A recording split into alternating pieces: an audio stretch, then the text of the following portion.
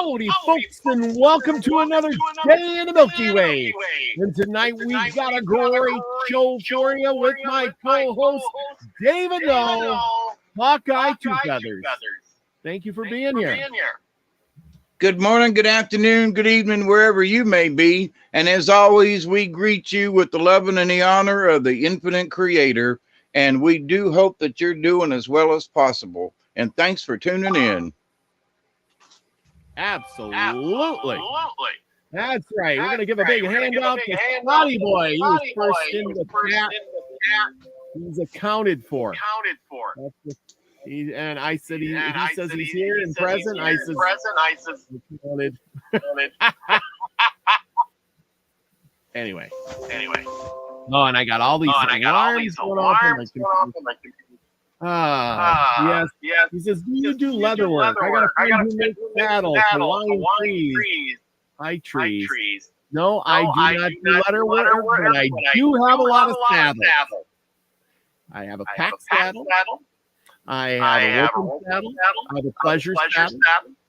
I got all kinds of different brands. Yeah, you bet. Michelle Can-Am house.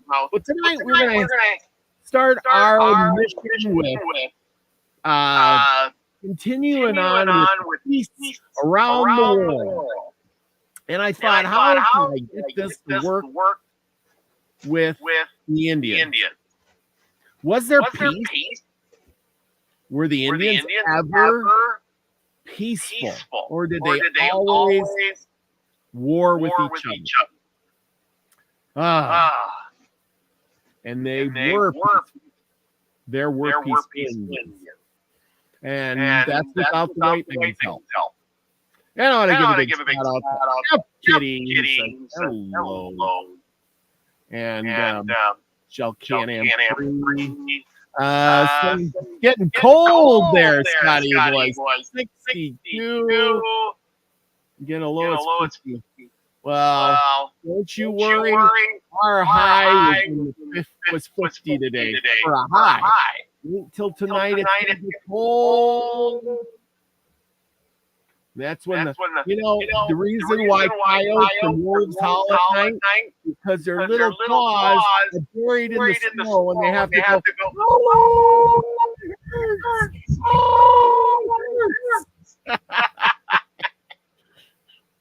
Oh, you're here. I thought it was just me.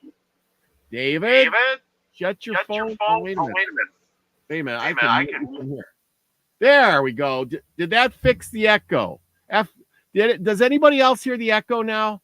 Or is the echo fixed? I know that echo's in my head too. I can hear it. It's just running. And tonight, I got some really crazy tea here.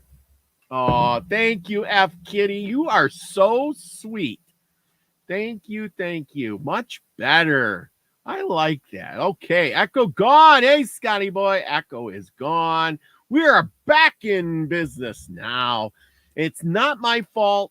It is Chrome. Chrome gave an announcement. It says that my co-host is using Chrome with an Android phone, which has a glitch in it that makes an echo. So for now, as long as I mute him, while he's not there, he's out looking for some headphones so that the echo goes away. Anyway, we're going to get on with this. And I got this cool book that I've been trying to read, and I'm going to do a whole show on Apaches. And this is Life Among the Apaches. And I've been reading through this. And it's got all kinds of neat tribes in here. No, Scotty boy, I ain't blaming Hawkeye. It's the computer. They put this big thing on the screen that said, it's your co-host. It was them, not me. They said it's your co-host that's making this happen. Anyway, so I've been reading through this book, learning about all these crazy tribes and all the things that go on, but I'm not going to spoil it for you guys until I finish this book, which, look at, I'm farther than that through it. But anyway, I was going through here. Now, we're going to talk about the Pimas and the whatever, I wrote them down. The Maricopas. Did you know that there is a tribe called the Maricopas? Yes, there is. And the Pimas, or the Pimos, as they called them in this book. They called them Pimos, and I looked it up and I couldn't find Pimos because you know what? They didn't quite exist.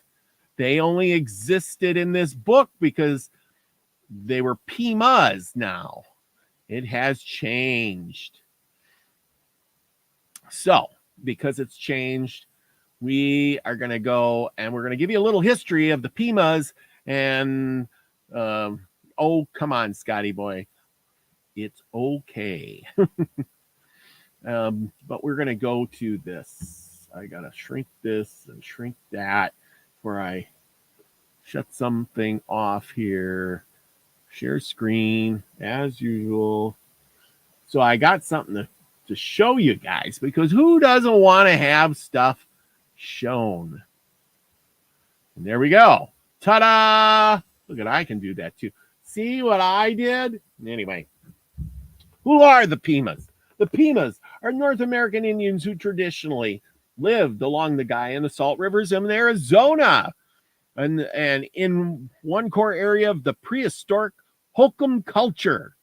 The Pima who speak to the Uto-Aztecian language. They call themselves the river people.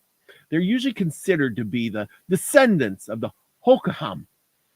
I think I'm pronouncing that right. And if I'm not, well, too bad. Like their presumed ancestors, the Pima are traditionally sedimentary farmers who lived in one-room houses and utilized the rivers for irrigation. Some hunting and gathering were done to supplement the diet. And in drought years, they looking for a glass of water, but they couldn't find one. They were some hunt. Okay. Some drought years, which occurred on the average of 1 year in 5. Crop failures made hunting and gathering the sole mode of subsistence. Such during these years, jackrabbits and mesquite beans became the group's dietary supplements. Of course, when they started looking at each other, they looked pretty good to themselves, too, I suppose. You know, hey, that guy over there is looking pretty tasty. No, I'm just kidding. They were peaceful people. Okay. And let's see if I can pop this up. We're going to show you their area that they lived in now. Well, of course, like we were talking about, this is the area. And if you see, this is Arizona and New Mexico, Arizona area. There's the Hokum, the Mongolian, the Anasazi, Chaco Canyons up here. So, you know, this deserty, arid region. That's where they lived. And today, they are in this type of a country. Here's Arizona. Now that the white man has conquered him and put him on reservations, here's the Hopi Reservation. Here's the Navajo Reservation all around it. This is the Apaches, the San Carlos, the White Mountain Apache, the Tonto, one down here, the Gaia River right here, the Gaia River, Tonto Apache, Yavapatsy near Prescott, yeah, the Yapapai, and so forth, the Mohave. So you got all these little different tribes, and they all got little chunks of land all over Arizona. So if you're driving around, well, you probably find some of them there. Here's a better picture of it. If you know the area, the Gaia River Indian community is in this area here, down by the river. It is a beautiful place from what I looked up, and we can see it by this picture right here.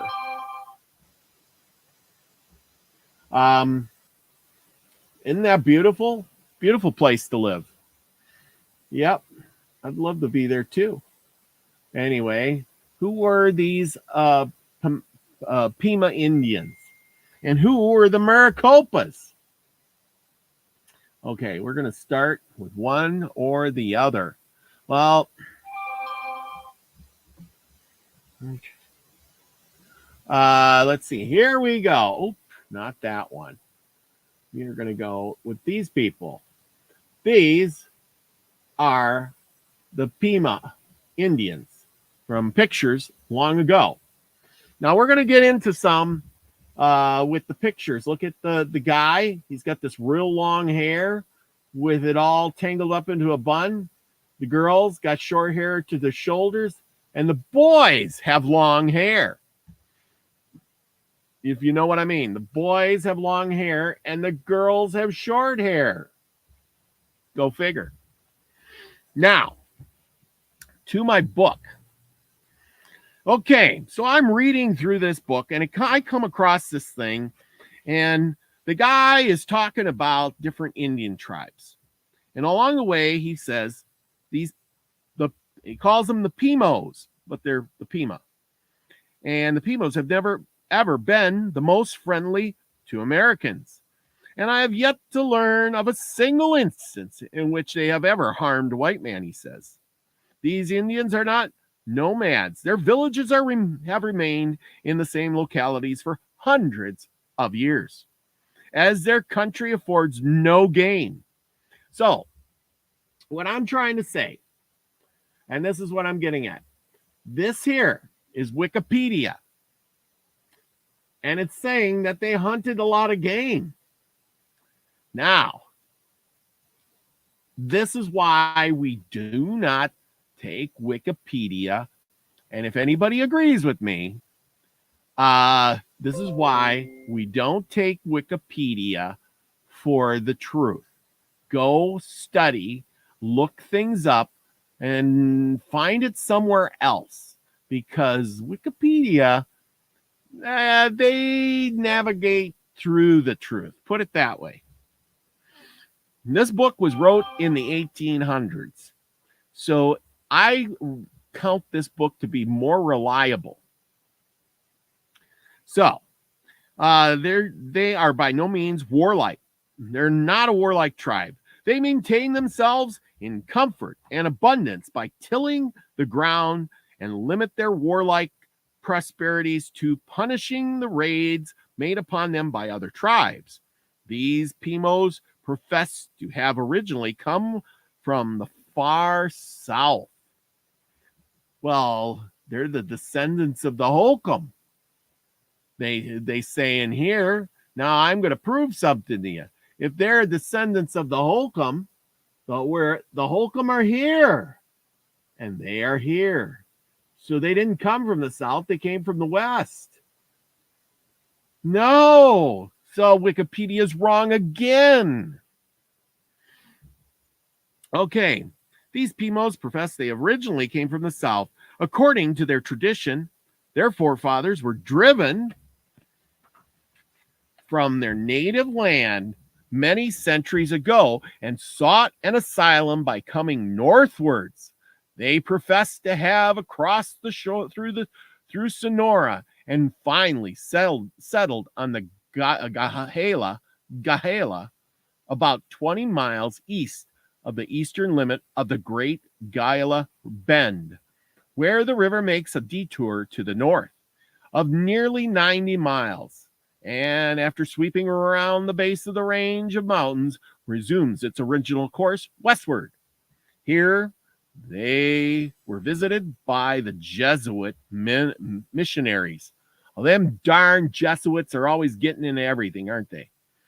Who taught them how to till the ground and supplied them with many valuable seeds, and also instructed them in the art of preparing and weaving cotton.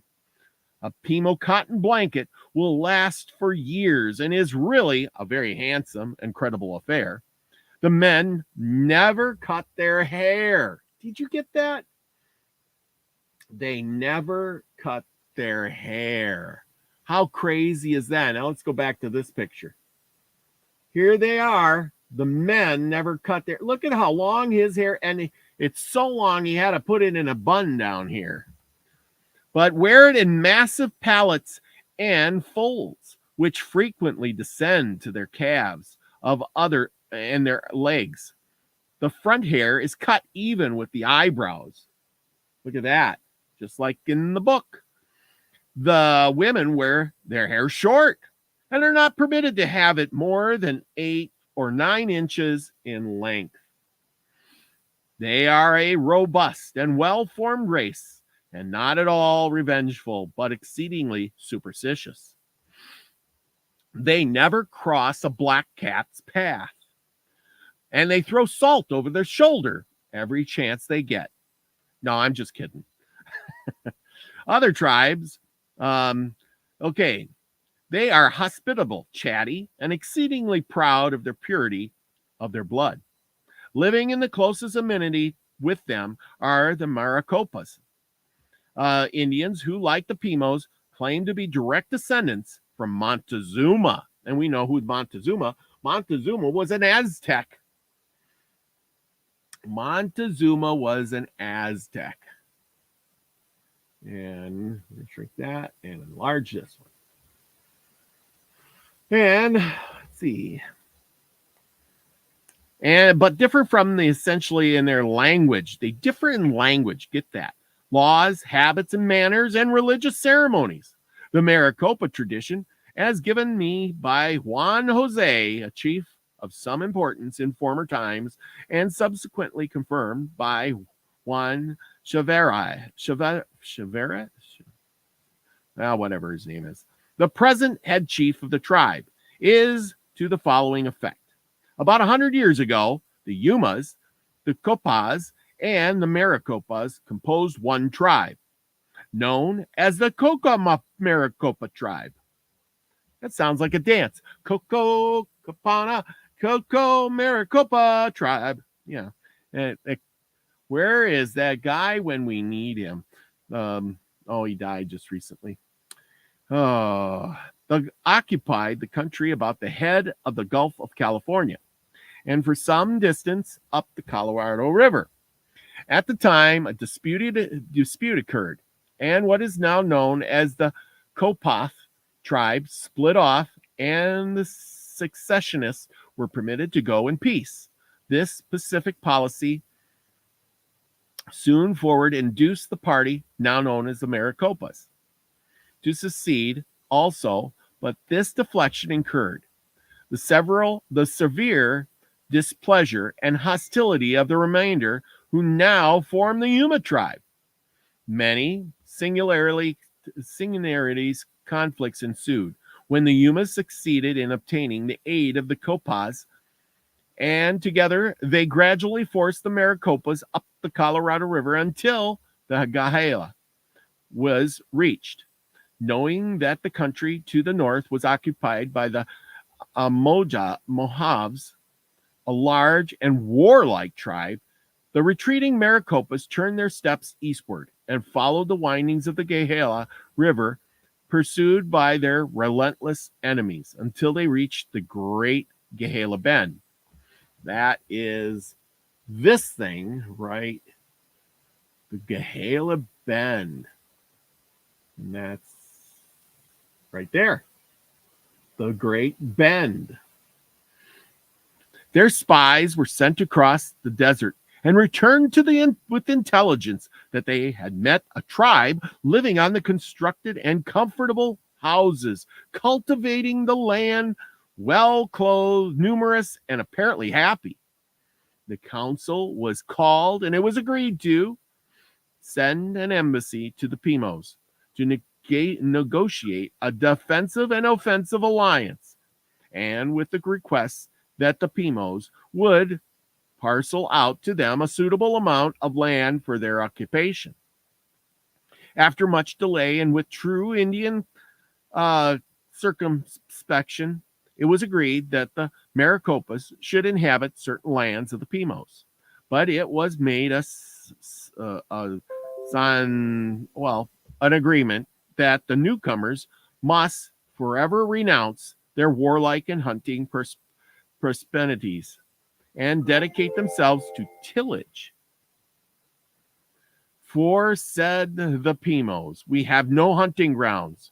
We do not wish to incur the vengeance of the Tontos, and the Chimagavas, the Apaches, and others by making useless raids against them.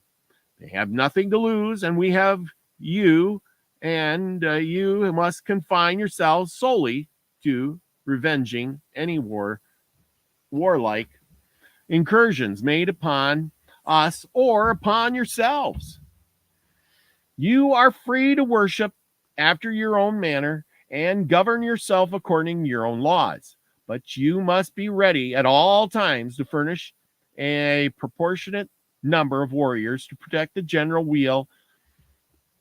And in the event of taking any booty, there shall be a fair and division made by the council of Sagmors, which is the chiefs, composed of equal numbers from each tribe, and their decision must be final. These equitable and generous terms were accepted by the Maricopas, who immediately occupied a portion of the Pimo tribe and initiated them in construction of their dwellings and the cultivation of land, being supplied with seeds from the Pimos. In this manner, the two tribes have continued together for 100 years. Yet, as an instance of their particularly with which the Indian will cling to his own particular tribe and customs, although many of them have intermarried, and their villages are never more than 2 miles apart, and in some cases not more than 400 yards. To this day, they cannot converse with each other unless through an interpreter. Their laws, religion, manners, ceremonies, and language remain quite as distinct as on the day they sought the Pimo alliance. Here we find no difference of color or diversity of pursuit. There is no clashing element, no cause for disordinate controversy or contention.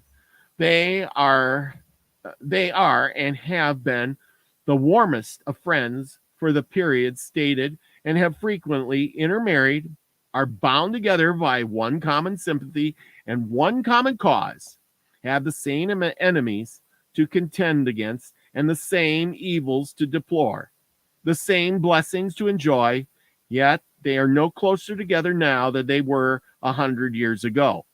Ought not these disputable facts to furnish us a lesson in Indian character? Well, and there we go. Finally, some good news. Many a time have we looked at these readings and things like that, and we've, said, oh, why? Do they fight all the time? Isn't there one friendly Indian tribe for the other? And that is the story of how the Pimos and the Maricopas got together. Living in this vast territory here with nothing but, the giant cactuses. I can't remember what the name of those cactuses are, but they live in small huts. They grow vegetables. They raise sheep. They make fine pottery, believe it or not. And they are very primitive looking, as you can see here. You can tell it. Here's one of the ladies, and as you can see by the basket weave, they have these intricate designs. That's the standard of their tribe or something. And you can see there's their designs of their stuff.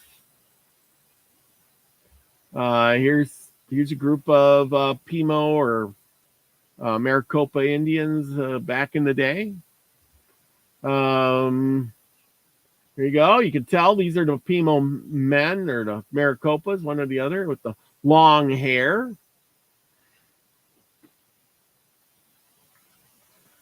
Back to their village. Farmers. Nothing to raid on a farmer.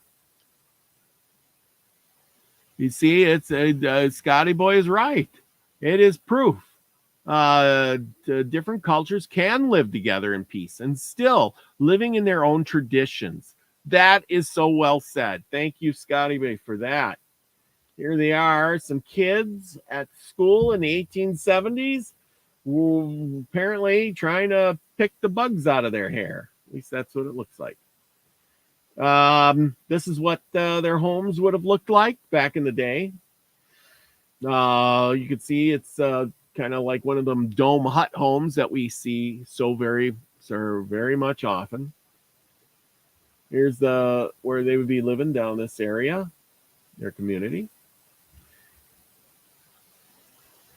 I hope you all enjoy this. Here we go. The Maricopas of the America. This is a Wikipedia thing again. Now, from what we've learned, here's what a Wikipedia says. The Maricopa of the American explorers of the 19th century, referred to in Spanish accounts as the Coco Maricopa and the Opa, at this time consisted of descendants of 5, possibly 6, originally independent river Yuma tribes. The Maricopa, the Pipasha, speaking original Pipashash, together with the Hoyagabaham and the Kaladum and the Opa P whatever Niha, as well as the Delta Yuma Kopaha, speaking Yadawaki Mana Mai, and the Kulahaniwa and the Kanahawa. I can say it good. And since the 19th century, the two originally, the Delta Yuma Kopaha, speaking Yanakawa Hamawi, and the Kumahonawani and the Kahawa, lived together with 4 Maricopa Pashaha, speaking Pashaha. Okay, we get the drift, so I'm going to just move on. Formerly consisted of small, I just like to say those names. They're fun. They formerly consisted of small groups of people who lived together generations along the banks of the Colorado River. In the 16th century, they migrated to an area around the Gahiala River to avoid attacks by the Quinchen and the Mohave peoples. During the 1840s, epidemics of new infectious diseases took a toll on the tribe. In 1825, a party of American trappers, James, Ohio, Patty, among them, massacred a group of 200 Maricopa in a revenge for an earlier attack. That's right. Yep, they attacked him and his group, and then he went ahead and killed 200 of them, because that's the American way. No, I'm just kidding. It's that is just vengeful. I'm sure they didn't come in and kill 200 trappers or white men. They came in and probably stole some food because they were hungry, because they're living in cactus country. In the 19th century, the Maricopa formed a confederation with the Pima, and in 1857, they successfully defeated the Quechan and the Mohave at the Battle of the Pima Butte near Maricopa Wells. They became successful farmers, and in 1870, they produced 3 million pounds of wheat. Drought and water diversion by non-Indians brought widespread crop failures. You see what's going on here? The white man diverted the water and said, hey, those Indians over there getting water and they're making wheat. We're going to divert the water for our cows and our small wading pools because we want to cool our feet in the sand. No, I'm kidding. I'm kidding. That didn't happen. But I'm sure that there was a white man diverting the water for something important. Although I don't know what it would be. In the 19th century and 20th century, the Bureau of Indian Affairs implemented policies to try to assimilate the Maricopa into mainstream European American society, and they brought Presbyterian ministers. Oh, you gotta love it when they bring the church in. Saguaro cactus, that's it. Thank you, Saguaros. Anyway, they brought Presbyterian ministries into the communities, and in 1914, the U.S. federal government broke up communal tribal land holdings for distribution to the American people. How do you like that? Gotta love it when the American government comes in and says, you don't own that land no more. We do. and we're going to give it to whoever we want. So, now that I've blown that all out of the water, their language is the dialects of Maricopa and Copaha language. Arts, Maricopa are known for the basket weaving and textiles. In particular, their high burnished red on redware pottery. Their traditional pottery practices enjoyed a revival in the 1937 to 40. Elizabeth Hart, a U.S. home extension agent, worked with the leading Maricopa potter, Ida Redbird, from the Maricopa Pottery Cooperative. Redbird served as president of the cooperative, which had 17 to 19 master potters who potted all day long so Martha Stewart could make a living. Hart encouraged members to sign their work. Swastikas were a common tradition motif that was abandoned in the 40s due to the Nazis usurping of the symbol. The paddle and the anvil method of construction is used, while the utilitarian cookware is tempered, decorative. Maricopa pottery has no temper. So there you go. That was their pottery. I don't know if we have any pottery, but here you go. This is some pictures of the days gone by. Gotta love the old pictures.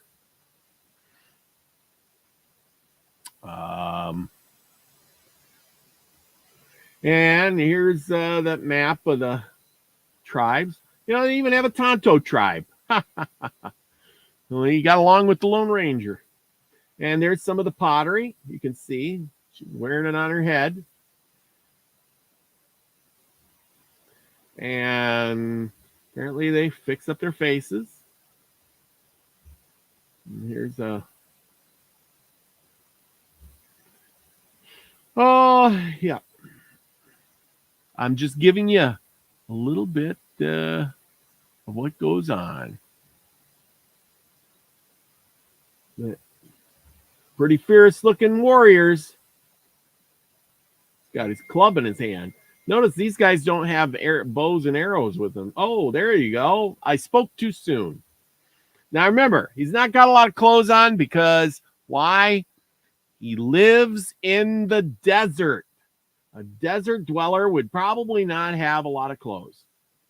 Like I said, here's a home. This would be a good home to live in the desert with because it would be cool in the summer and warm in the winter. And now we're making these earth homes now, which look kind of like that.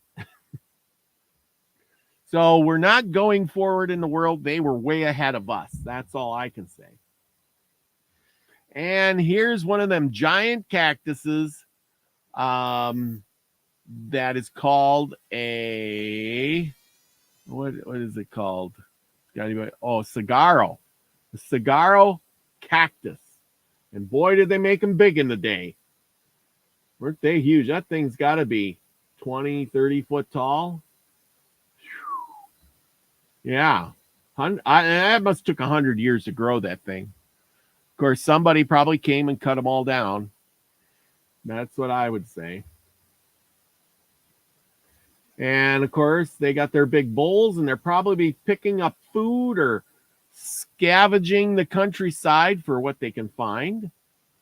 Let's see. And they carry the stuff on the top of their head. And here you go. Pima Maricopa Indian Community. And I think that is it for those. Yeah, I already got that. Oh, come on. Okay. There we go. Hot diggity dog. Okay. So that's that book. Now, I got a new book, guys. I got a new book. This is one of my cool new antique books. And yes, sir. Okay. What was the dates? How old, far back is was that information? 1800s. Yes, this book was from the mid 1800s, 1850 or so.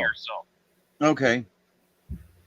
I read this last weekend. I listened to a podcast, and it's like 4 hours long, and there are several of them about ancient Native Americans, and not just North Americans, but South Americans too, and everybody in between, and how that 2,000 years ago there were trade routes from the from the Mexican peninsula all the way up into southern Canada. And so you and I have talked about it, but they were like more specific. They were like, how do you think seashells that are native to the Gulf of Mexico made it to Michigan? And how did copper ore that's in around Lake Michigan and so forth make it to Florida? Because of trade routes along the Mississippi and also the Ohio rivers. But they also mentioned the mound builders, by the way, and that the mound builders have been around a lot longer than a couple of hundred years ago or 1,200 years ago. No. These folks, there are native records and stories. I won't say legends, they're stories. Well, my ancestors, they talked about how, Uncle Bob used to go down to the Gulf, and so forth.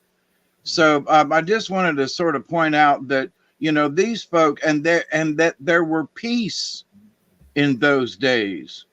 For hundreds of years, people traveled up and down the Mississippi, and around St. Louis, there's and southern Illinois and Indiana along the Ohio.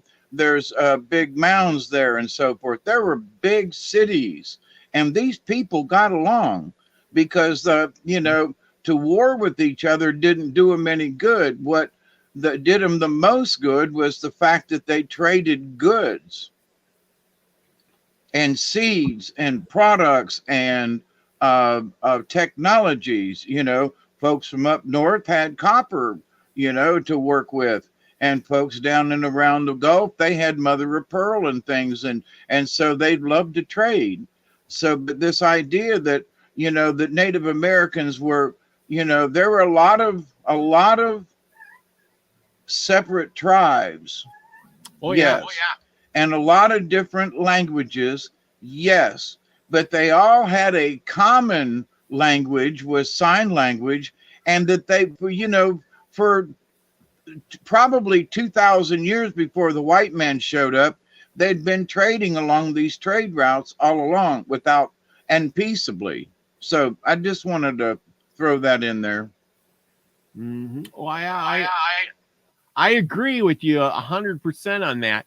Remember, a few episodes back, I talked about the Romans and how they said that they knew the land over here had people and cities with millions of people in it and giants. Remember that? Right, exactly. So the church knew that there was cities with millions of people over here doing trading.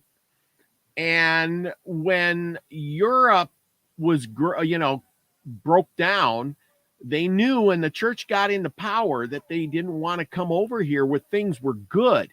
And there was lots of trading and, the people, there was power, millions of people. I mean, that's intimidating in itself. Right. And the fact is, and that it went all the way up into Canada, and the upper peninsula of Michigan, and so there were so many different cultures and exchanges in that. So there were cultures from the Navajo ended up with the Iroquois, and there was things with the Seminole that were ended up in, with the Blackfoot. Mhm. And just amazing how much trade they actually did, and that there was a lot less warring going on than people want to give these, the native folk. And that goes all the way down in with the Incas and everything, and to look at the Incas along, from northern South America all the way down to Argentina and to Chile and everything. I mean, that was controlled by, one tribe of peoples, if you will, one race. And took up most of of South America, and that most of the time, they went in, and people who didn't agree with them, they, killed them or whatever, and made sure that they, folks agreed with them. But most of the time, people got along once the initial war and went away. So for 1,000 years, people, and there are still trade routes along in South America, along in the Andes and so forth. Well, so the trade routes are still going on, at least in South America. But, there's trade routes still going on along the Mississippi. It's just not, quote, native folks doing it. But but anyway, I think it's too easy for people to push off that the native folks weren't very smart. They didn't do much trading, and it wasn't just a couple of 100 years ago. It's a couple of 1,000 years ago. So thank you. I'll be quiet now. Well, I want to add to that. Now, remember when Cortez and all those guys came over, De Soto and stuff, they came over and they went through with their troops, and they were describing cities of thousands of people. When they went to the Incan cities, when they went to the Aztec cities, Tecalon or whatever, and captured Montezuma and stuff like that, though there was hundreds of thousands of people there, beautiful cities with roads and pyramids and all kinds of stuff going on, hundreds of people in the streets trading with food and things like that. And you could get pretty, the descriptions. I read the descriptions on here. You could get anything you wanted at those trades, at the markets and things like that. And that worked its way even when De Soto went up into America and went through Florida, and he went to each one of those villages, and they had thousands of warriors. That one tribe had 8,000 or 10,000 warriors that came out. But once he started shooting his cannon off and the guns, the 8,000 warriors ran away because they didn't know what to think of it.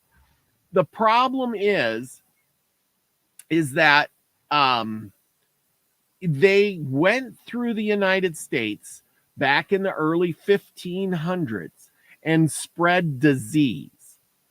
But by time that the population of the Europeans started getting to America, that disease had spread like wildfire and wiped out millions and millions of people that we can't even estimate.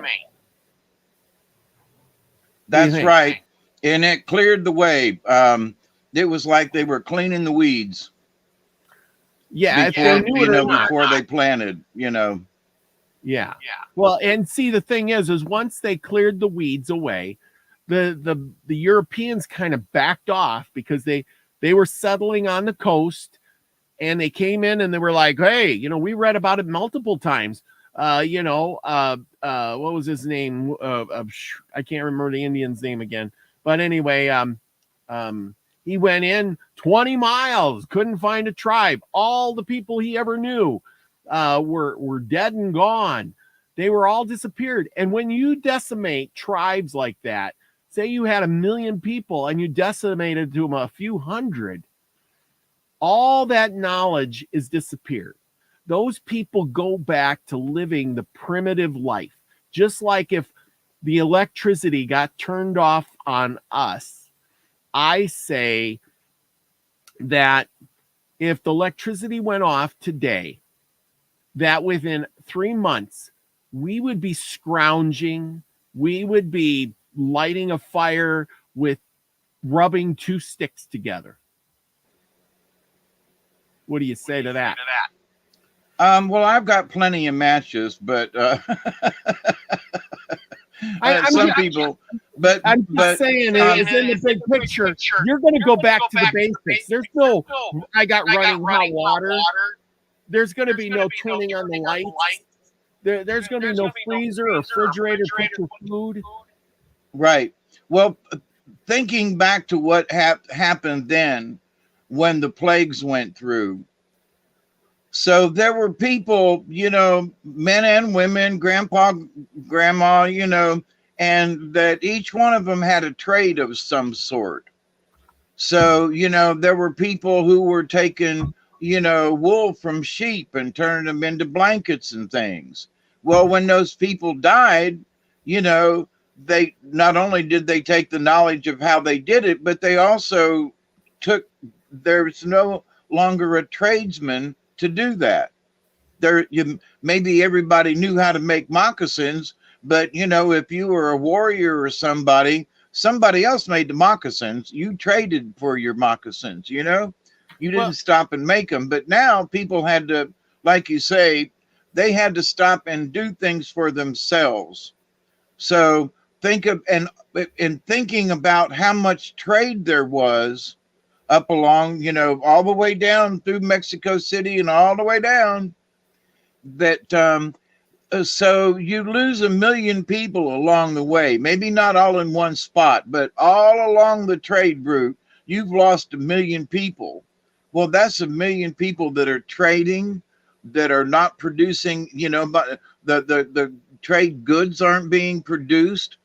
Because the people are dead or sick or maybe incapacitated afterwards, you know. So now that really limits who can do what. But I got to say that those folks who made it were a lot healthier, for whatever that's worth. But so trade and business and so when the plague went through in the Americas, it absolutely affected everything from north to south. Absolutely. Well, and I agree with that. And that's the same thing here. You, me, we all go off to do a job. We know our job. You push a button, you make a thing. You're an engineer, you're an electrician. It doesn't matter what you do. You're doing that job. That's what you know how to do. But you don't make your shoes or your shirt or your clothes or build your house. You don't put in the wiring or do the plumbing or drill your well. Or maybe you do a few of those things, but you don't do it all. You don't make the steel for the roof of your house or the shingles. You get some, you go and buy them. You do the trading. When, you know, like you said, when those people who know how to do those things are gone, you got to get on the ball, get out there, and start learning how to do those things on your own. Right. And a lot of times you don't have the time because now you have become the primary source and you have become the hunter-gatherer. And so where there were lots of people who were hunter-gatherers and farmers, they're all gone now. So now you have to hunt and gather and also make your own stuff, and also tan your own hides, and also defend yourself if need be. And so, you know, all of a sudden, what the talents that were spread out over the peoples of the different tribes is now condensed upon only a few people. I got an idea, and I want to put this out to you.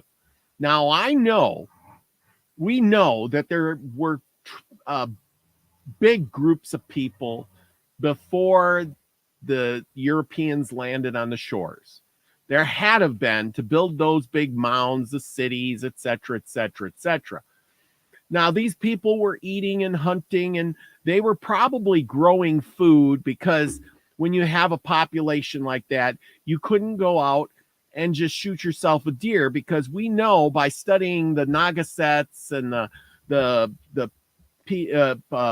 all those tribes that were up in the Iroquois and stuff, when the Pilgrims landed, they were hunting for food in a hard way too. They were starving most of the time too. They weren't eating like high off the hog. They had hundreds of people to feed. And so my thought is that these people were growing food when they got millions to feed. Now, here's the problem. If this happened, maybe even not that long ago, like say in the 1500s, that wiped them out, and then they had to go back to the basics. They lost all that knowledge. They would have changed their culture a lot, because look at what happened to the cultures when the horse came into view.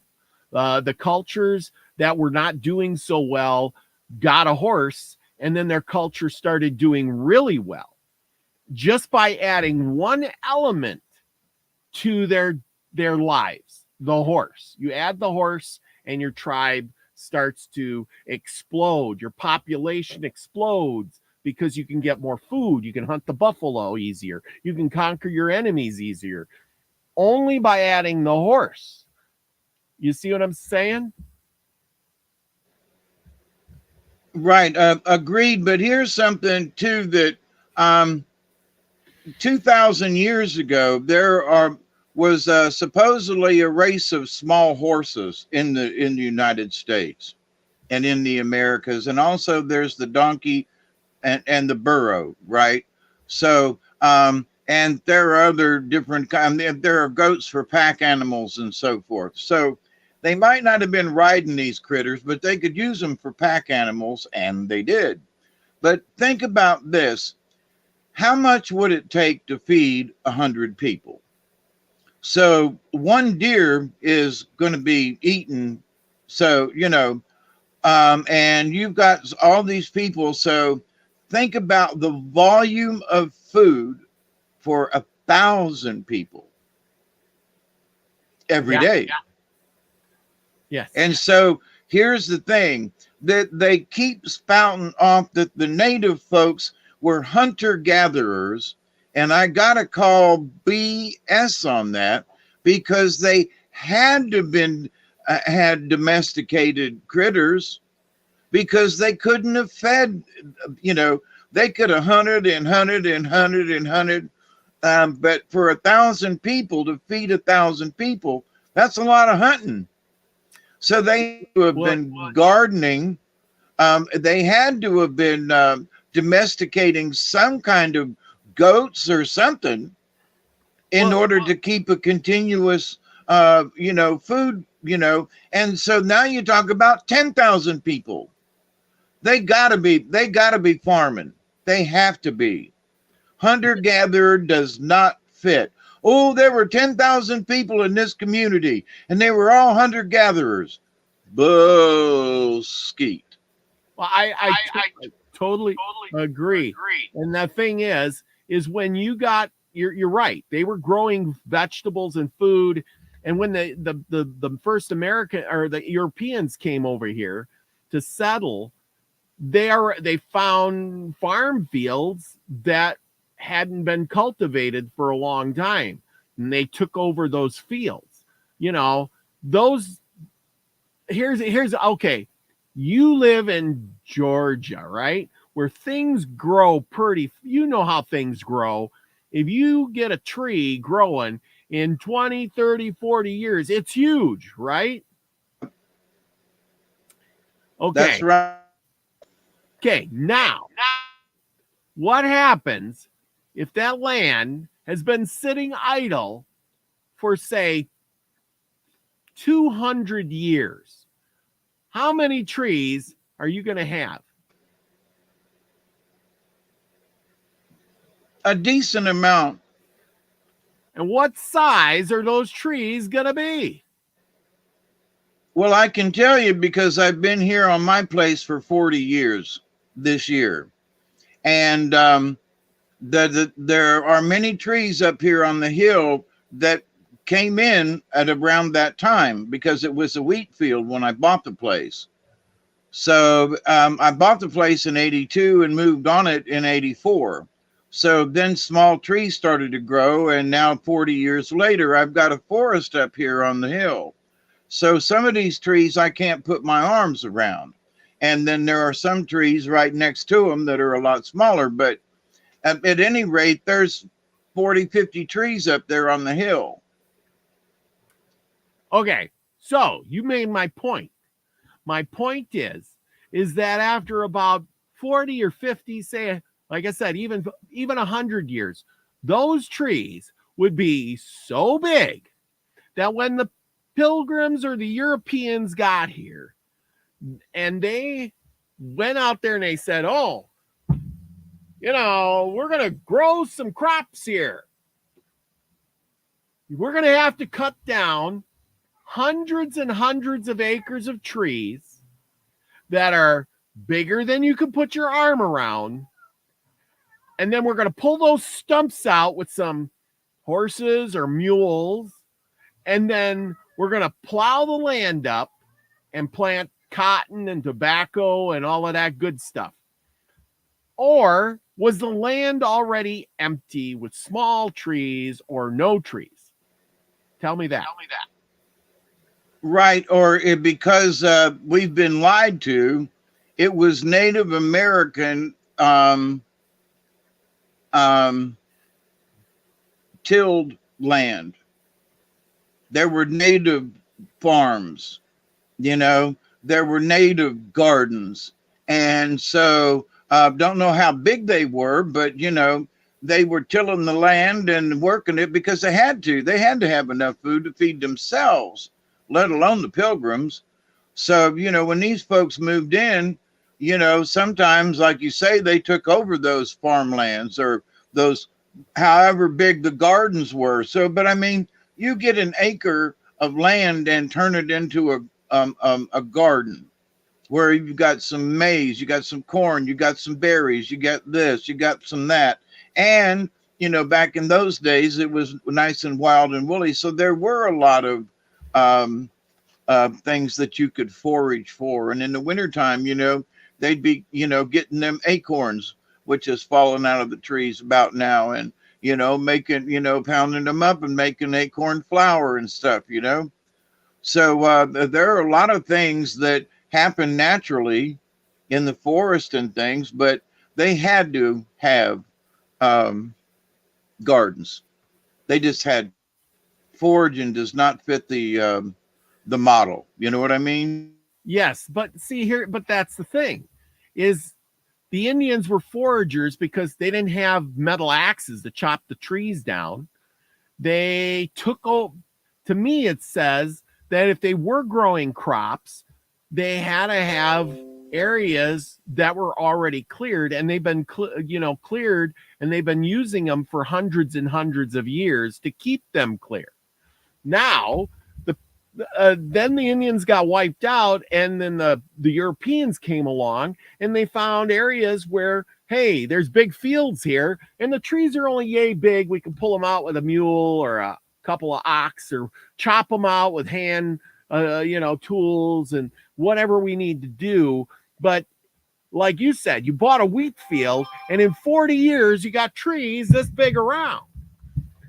Now, who's going to pull out the stumps of those trees to make that back into a wheat field? You tell me. Who's going to do that? Depends on how bad you want that field back. You know, and they used to use dynamite also to blow the stumps out, by the way. Did they have dynamite back in the Pilgrim days? Absolutely. They had cannons. That's black powder. But dynamite wasn't invented yet. Yeah, but they knew how to pack it in a place and set off a charge. Oh, yeah. So they're going to blow up all the stumps?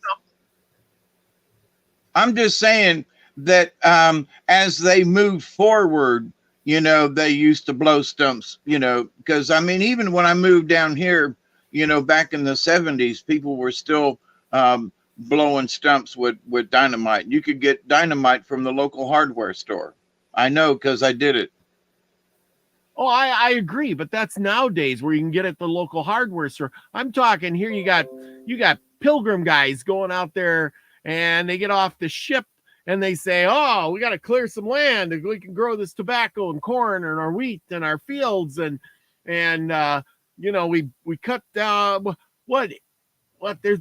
I mean, just I know how it is to cut a tree down. If you start cutting everything down with an axe, you'd be out there for 2-3 years trying to cut 100 acres with an axe and chop out all the stumps. You'd never get anything to grow.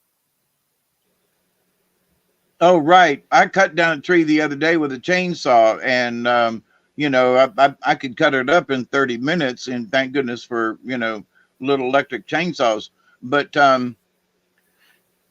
having forested with an axe way back in the day, back in the 70s when I was, going to be a pioneer, and we cut logs and built a true log cabin with some of the pine trees down here in South Georgia.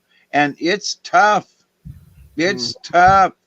Now, up north where they got a bunch of trees that are all about this size, this big around, well, good for you, but that's not what really happens in the real world. You got to go look for trees, and them puppies is heavy.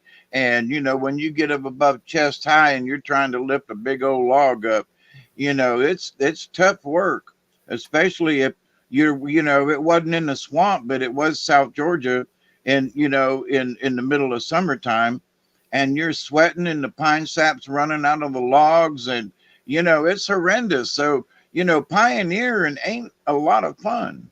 No, it's really difficult. Well, absolutely. Like I said, it would take to clear 100 acres till you could plow it with that plow that the horses are pulling. To me, it's I'm saying you got this chunk of woods. You're going to be out there a long time cutting trees. You ain't getting no crops growing. What I'm saying, though, is I don't believe the narrative. I think there were already fields here by the Native Americans.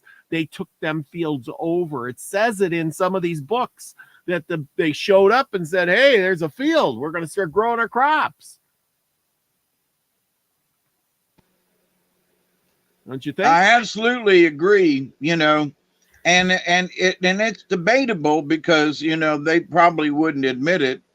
That how good of gardeners the native folks actually were, without plows and horses. Yeah. And they had to do. The natives had to do it all by hand. Yep. But anyway, I'm just saying is that from all this learning I'm doing, I'm realizing that there must have been millions of people here. And then when they died off, see, this is another thing that happened.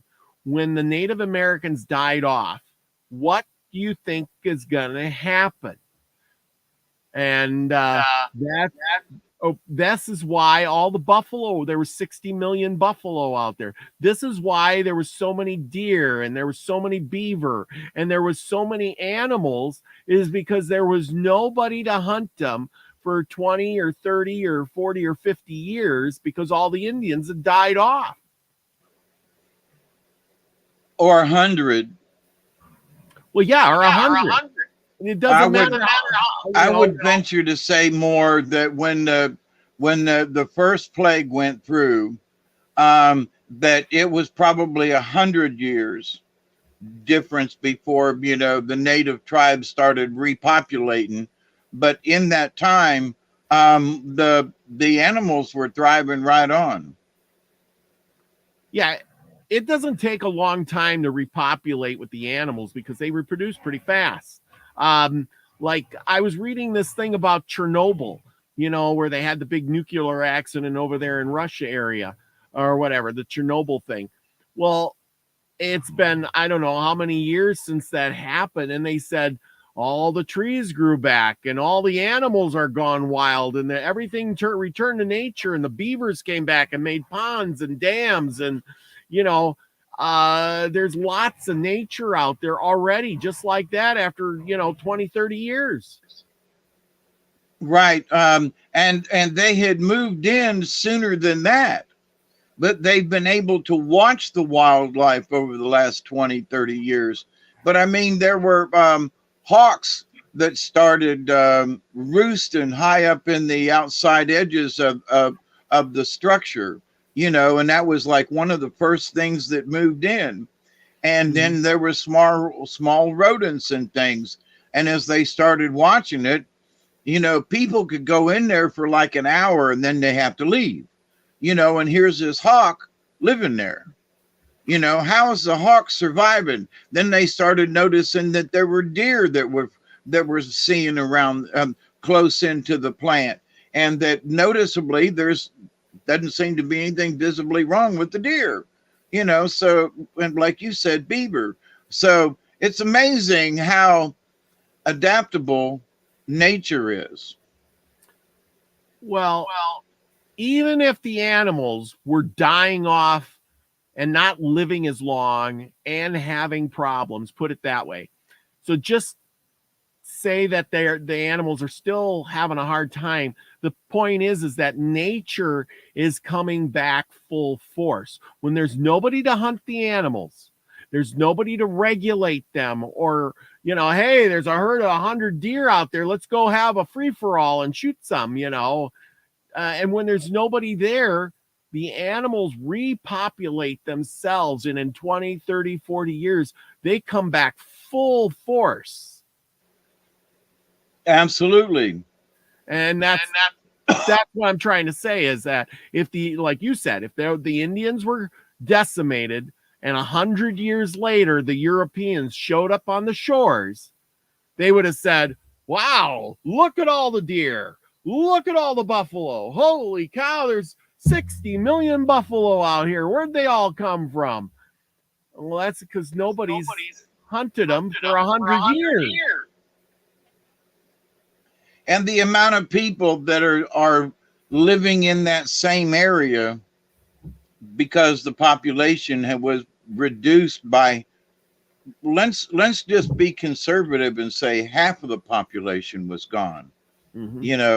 So half the population gone means double the amount of local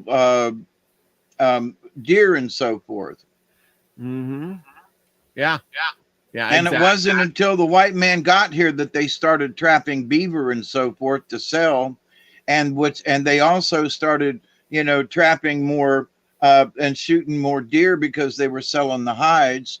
So, the decimation of the eastern seaboard of elk and so forth, and I'm supposing even some moose and things and the beaver and the deer, and so forth, had less to do with food and more to do with commerce. Yes. I'm here's the thing. If the U.S. population was decimated to 100,000, I'm just saying 100,000 people, the animals would start repopulating themselves. There would be, moose coming down from the north, and they would be into, the lower states, and the elk would be moving around, and the buffalo would repopulate themselves, and all those things. The deer would come back. All those things would repopulate themselves and move into areas that suit them within 40, 50 years. I guarantee you that would happen. Yeah. I was going to say within 15 to 20 years, you would see a noticeable increase. And also in migration, because as the herds would populate, they'd migrate, which is just normal. And if something were to happen these days, then they'd be tearing down fences, and they'd be going. They themselves would reopen up natural grazing rights. Yeah. The deer and the antelope and everybody else, they would figure it out.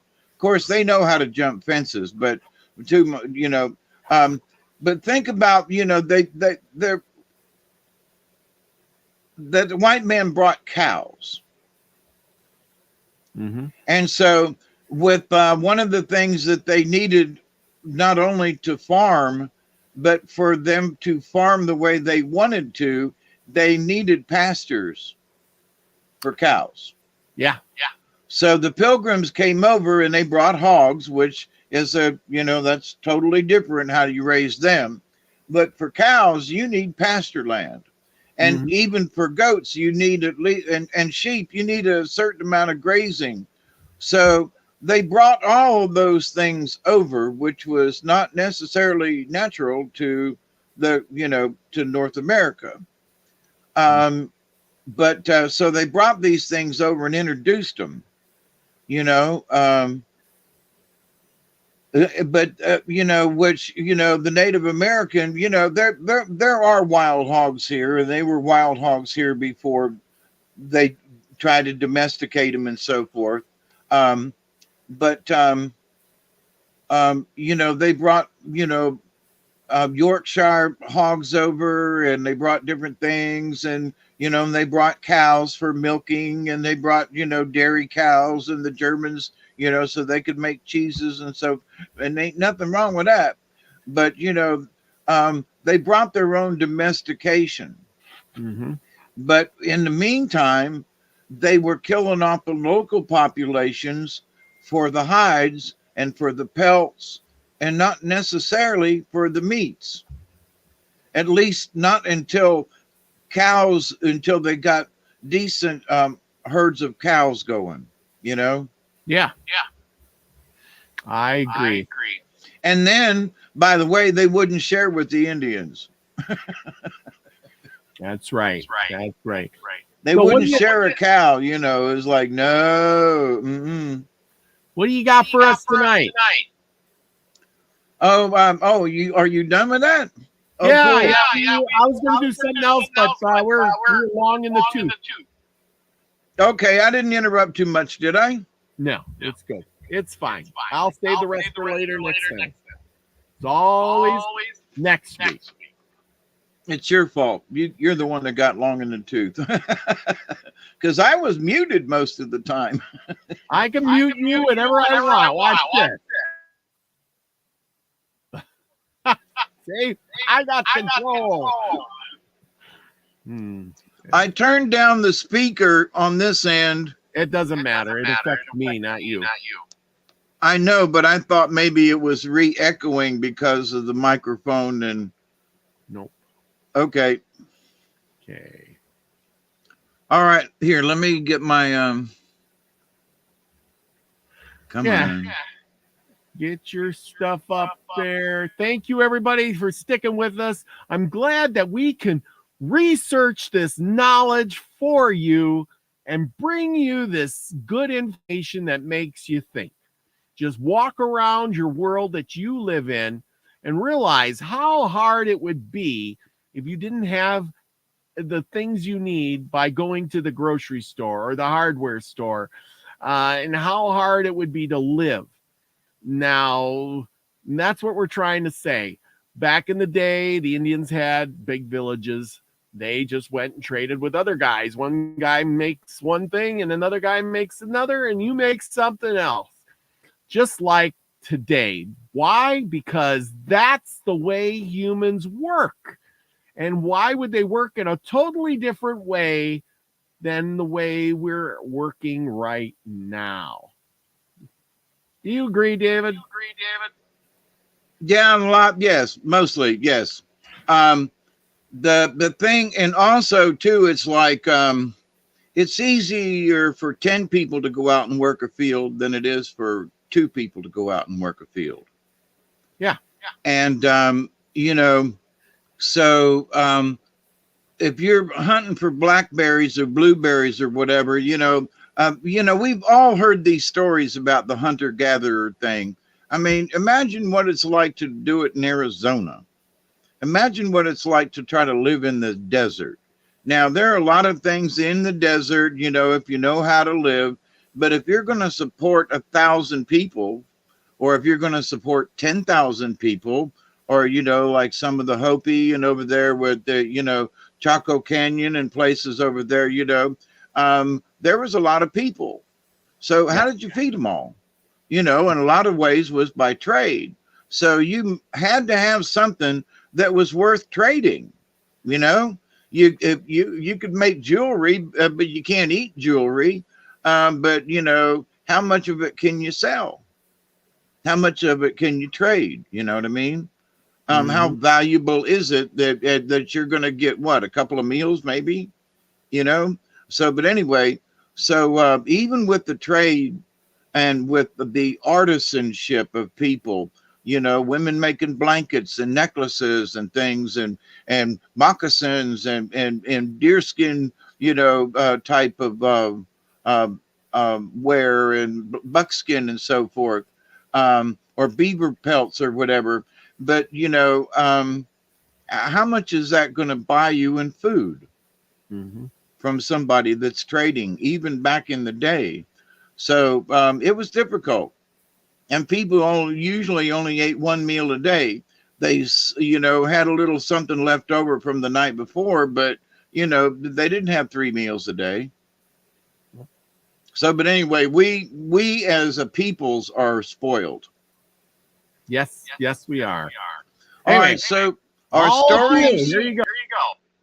Yeah, our stories are coon deceives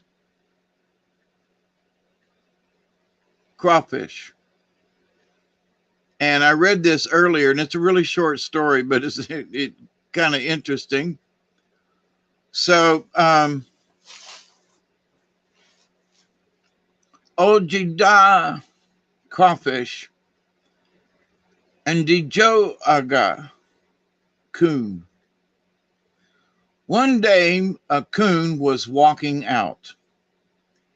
As he went slowly along the bank of a stream, he thought of his enemies, the crawfish, and wondered how he could kill them.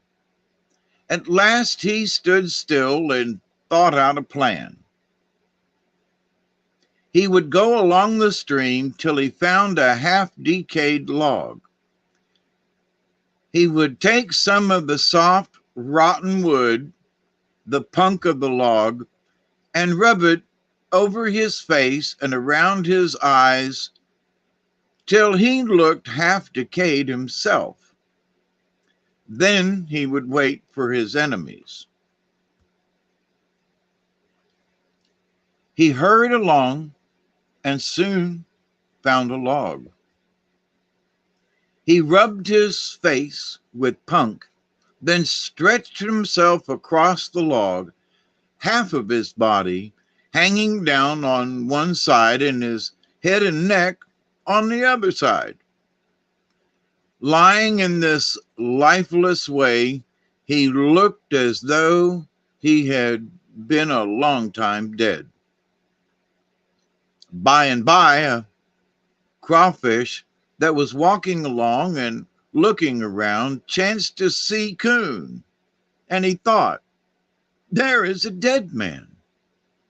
He was surprised and said in his own mind, "I'll go and see if he is really dead."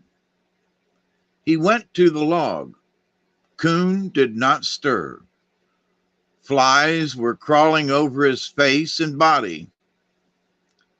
"Why, this is our enemy," said Crawfish. "And he is dead. This is good news to tell. I'll notify all of my people." He started off immediately. When he thought he was near enough home to make someone hear, he screamed, "Go gawa! Go gawa!"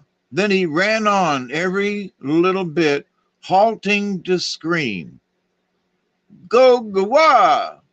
Go-ga-wah!"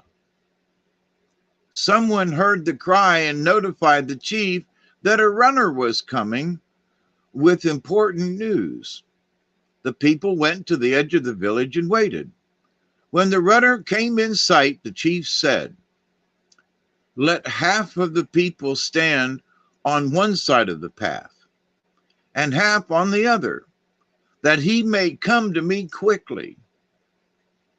When the runner stood in front of the chief of the Crawfish Nation, the chief asked, "What news have you brought?" "Great news. As I came along the creek, I saw, not very far from here, a dead man hanging across the log. I went to the log and found that the dead man was our great enemy, Coon. He has been dead a long time. Flies are crawling over his face." The chief said, "This is great news. The best we have ever heard. Our enemy is dead. We will go and look at him. The man who found him will lead us to the place." Before starting, they sang, and as the song ended, they gave a shout that filled the valley and went up to the top of the mountains. Some, in a hurry to see their enemy, pushed ahead, but the chief ordered them to stand back and move forward in order. When the runners said that they were halfway, the chief told the people to halt and sing. They sang the same song, and again the shout filled the valley and went to the top of the mountains. When they came to the place, the chief told the men to form in a circle around the log, but not to go up to the man hanging across it till they were sure that he was dead.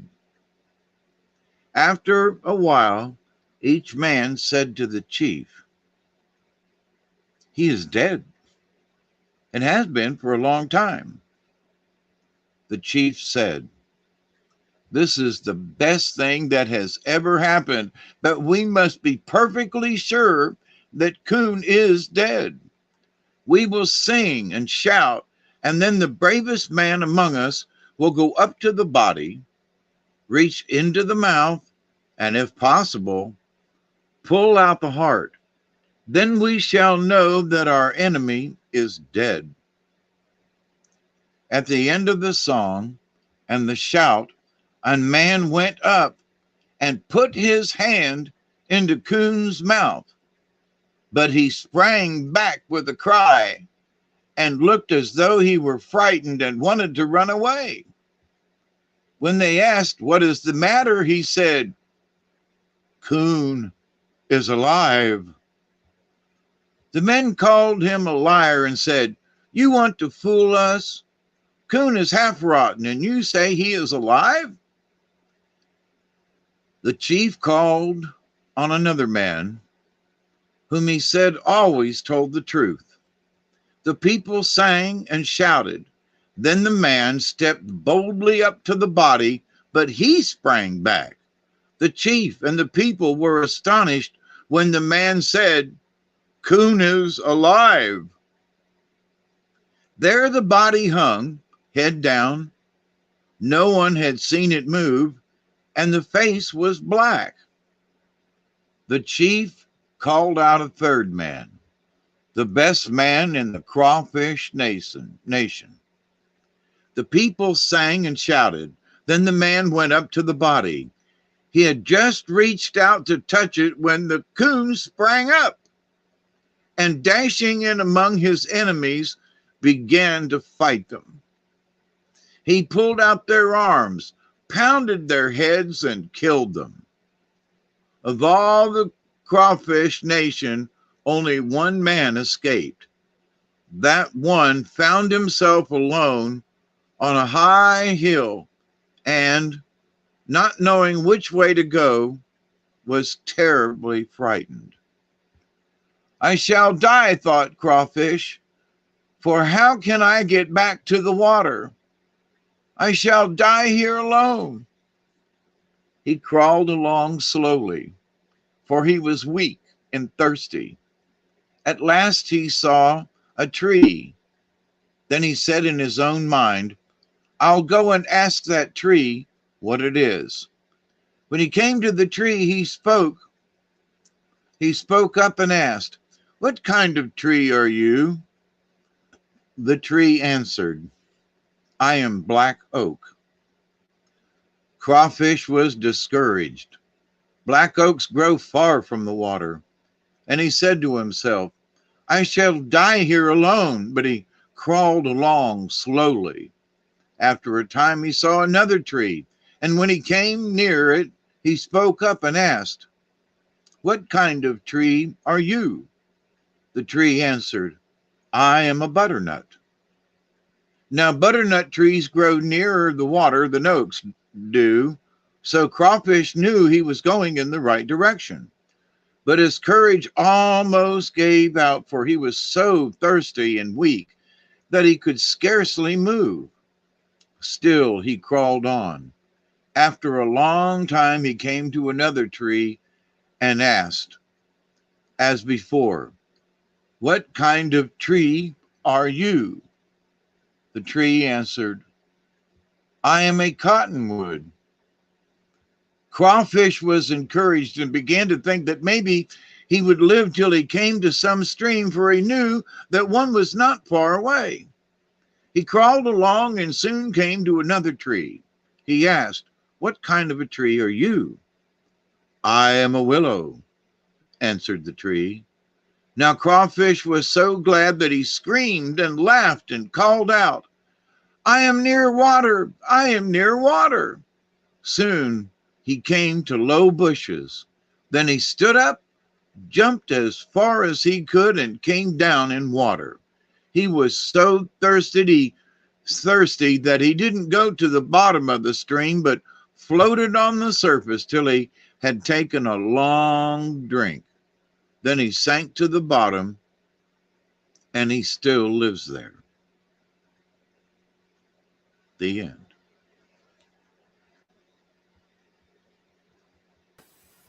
Oh, that's another good one. Yeah, not too long. How are we on time? Oh, we got plenty of time. You want to do another one? All right, well, let me take a minute, drink some coffee, say hello to everybody. And the next story in line is called The Deserted Boy. But we'll start that here in just a minute. Absolutely. What is rice cake? Off the hook. What is rice cake? Anyway.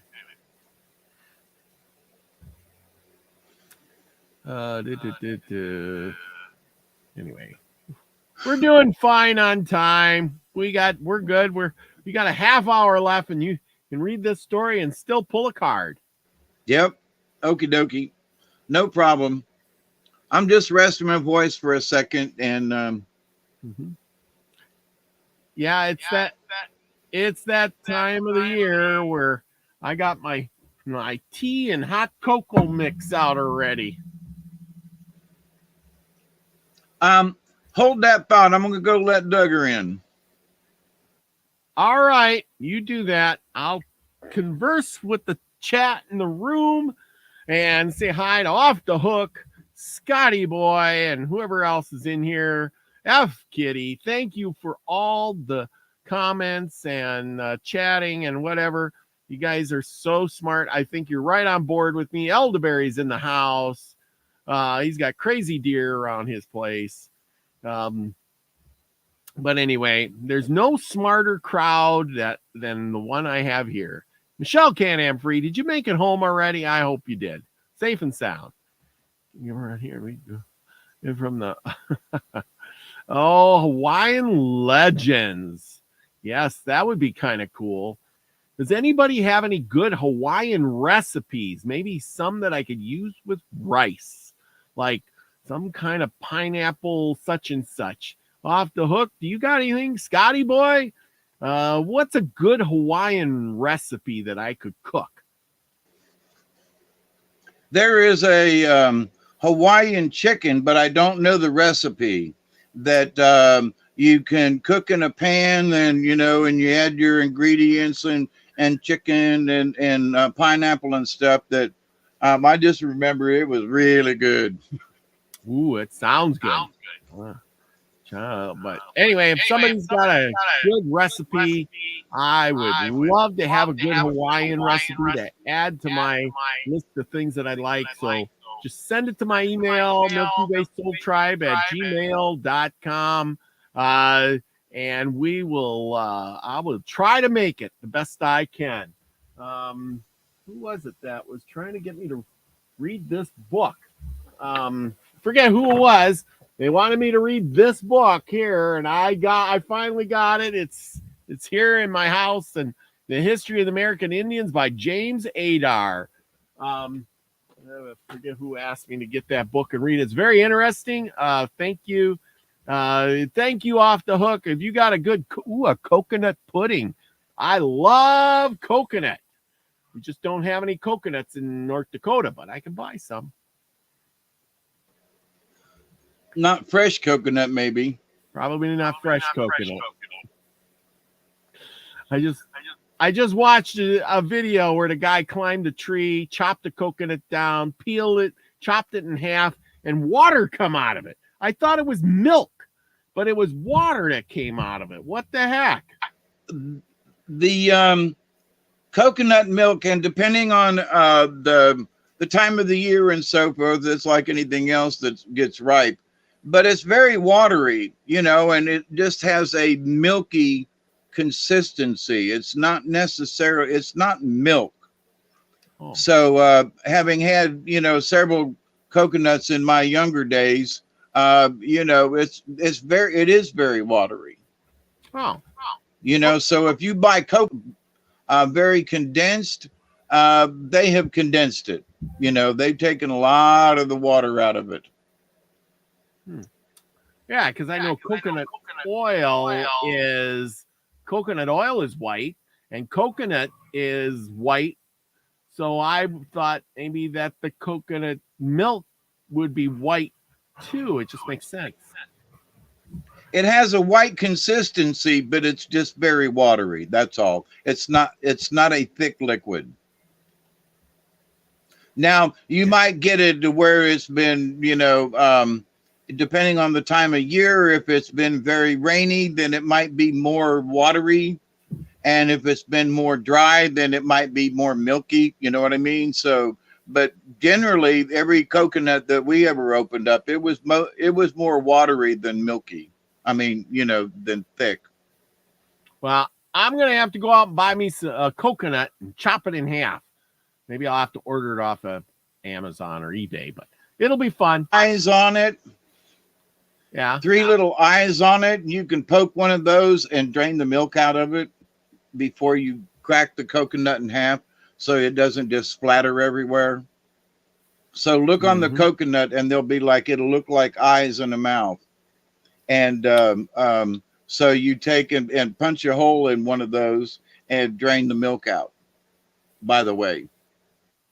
Okay, I'll try it. Are you ready? Yes. Okay. The dessert. Are you queued up there, Boss Man? This is another story in the continuing saga of Seneca stories that me and our dear host have been doing for the last several months now. And we're on page 243 or something like that in this book, and there's still stories to go. So this one is entitled The Deserted Boy. When the Senecas lived at the Canandaigua, one of their medicine men notified them that something terrible was coming. Something which would cause great loss of life. The people were frightened. They quarreled with one another and became suspicious even of their children. One night, a great uproar was heard outside. The Cherokee were there.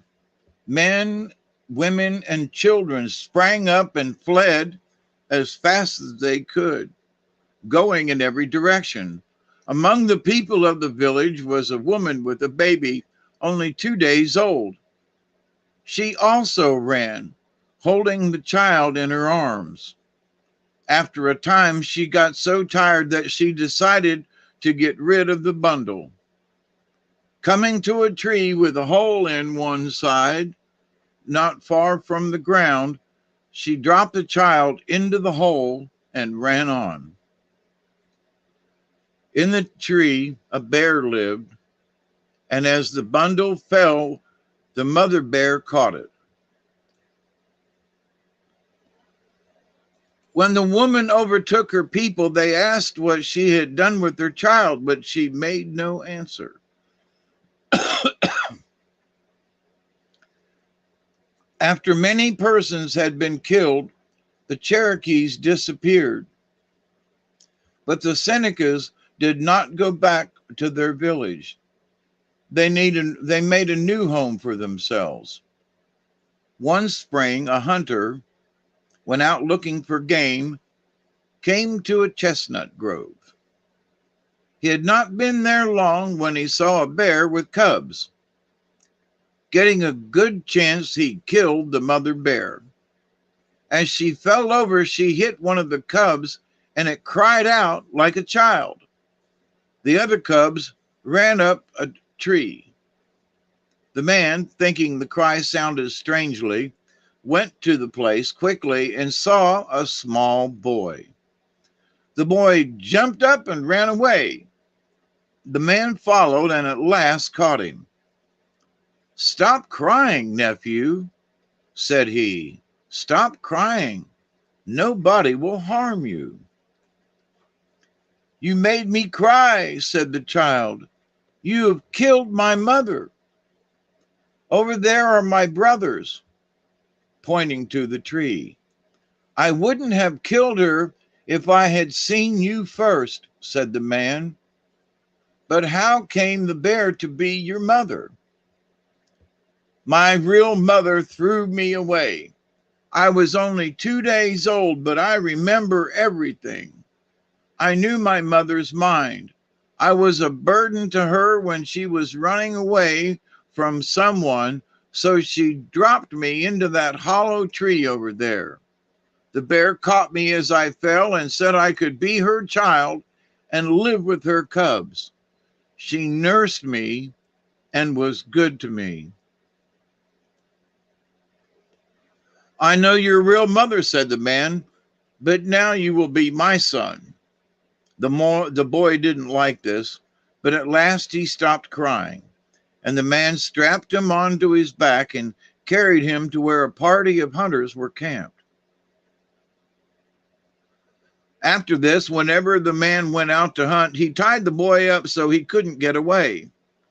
One day the child said, "Don't tie me up. I'll never leave you."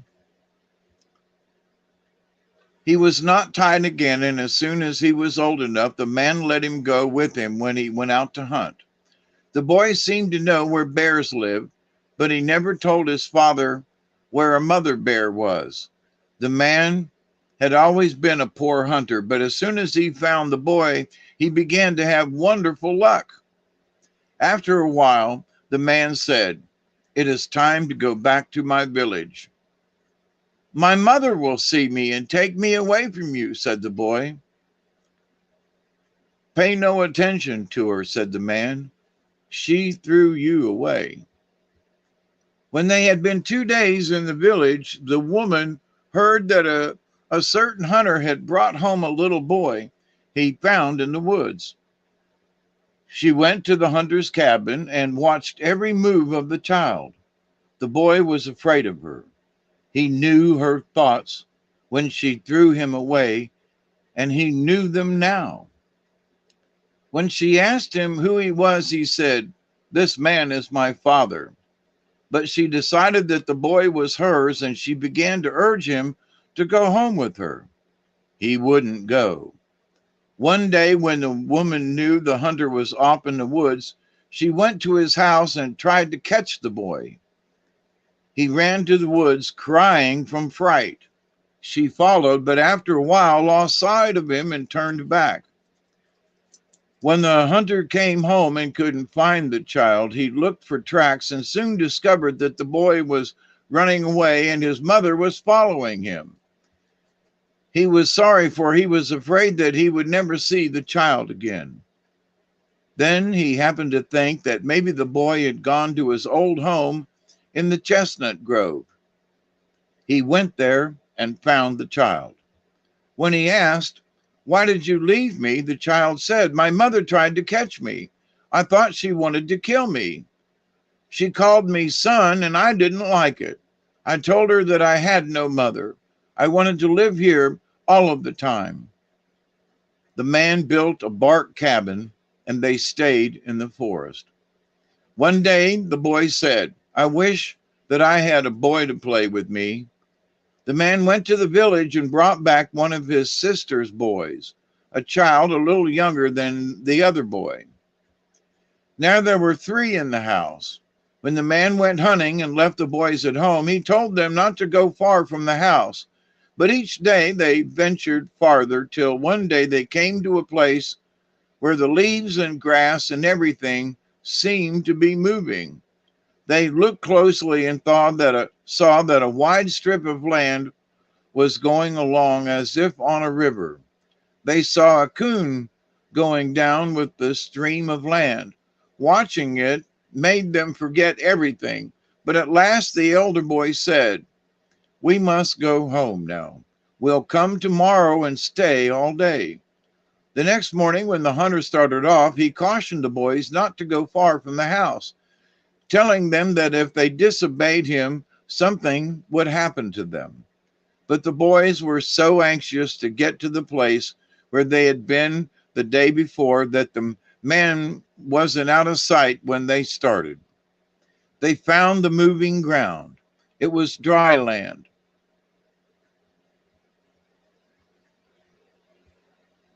But was moving like a river. It was not wide. A person could have jumped across it.